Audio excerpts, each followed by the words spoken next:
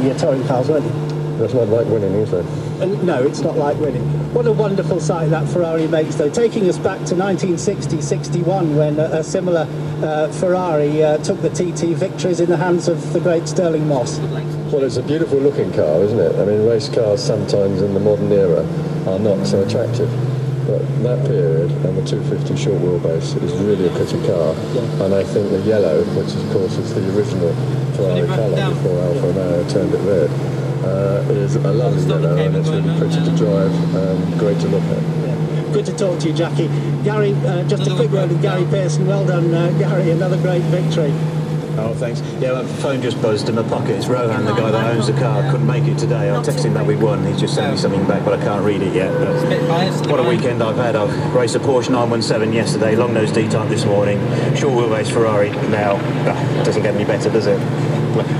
Gary Pearson, well done. Good to see you up here once again this morning. Thank you to our winners, and now to Gary Champion. Thanks very much indeed, Russell, and well, how great as well. He said it doesn't get any better, and it did get just slightly better because the Spitfires flew over at exactly the right time and we heard the Merlins. So let's take a quick look at the timetable this afternoon. It's slightly amended. So 30 and 30, the Group 2 endurance race. Well, we didn't get those out last night because of the rain, so we're looking at that being a slightly longer race. It was scheduled for 30 minutes. It's now supposed to be 42 minutes. The Fernando Gonzalez trophy, tribute to the Argentinian, 14:35. 3:15, we get the Super Touring Car trophy cars out with a number of the BTCC guys, of course, with their tongues hanging out, wishing and hoping that someone might ask them to drive it perhaps next year. 5 minutes to 4, the FIA Masters Historic Formula 1. And then at 35 minutes after 4, the Transatlantic Touring Car Trophy. Jim Clark Trophy comes next, and we finish up what has been a cracking 3 days. At 5 minutes to 6, the Peter Gethin Trophy. So we were scheduled to finish at 6, and now we'll finish obviously later than that. That race incidentally is a 20-minute race. Well, there we are. Look at that for a lovely shot of those absolutely iconic aircraft, their elliptical wings being shown off.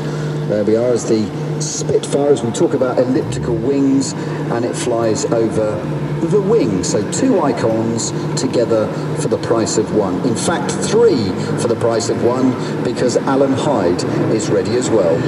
We found a perfect little spot. Look at this, a lovely afternoon sitting on the grassy bank by the second bridge after you come in.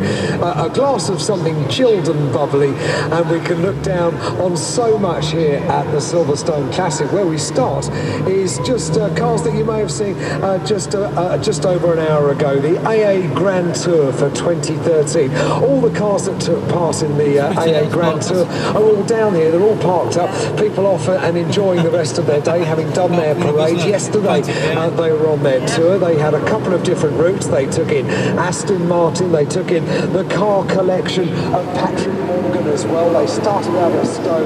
They finished here with the parade around the Silverstone circuit today. They're all having a lovely time. Various cars, as you can see. We've got a little Mini, we've got an MG, and we've got all of the 911 celebrating 50 years of the Porsche 911 out on circuit. They seem to be going forever, and they line the Silverstone circuit in. With me Tony Webb, who knows far more about Porsches than I will ever know, and they're on the circuits. Tony, tell us about them. Tony, it's all yours. Thank you very much, Ian. And as you can see, we've got, well, it looks like we're going to have the full complement out there this afternoon. Thank you so much. We were hoping for 911s to get out there, but in actual fact, we're looking closer on 1200, which is quite a record for Silverstone, and I believe a record for the whole of the world. So quite a big thing that we're seeing here at Silverstone today. Again, it seems incredible, really, that we are 50 years on down the trail. 50 years ago, 1963, this car appeared at the Motor Show in Germany, having been in a gestation period since about 1958. 1958, and here we are, sort of 50 years later, the 7th iteration of the cars.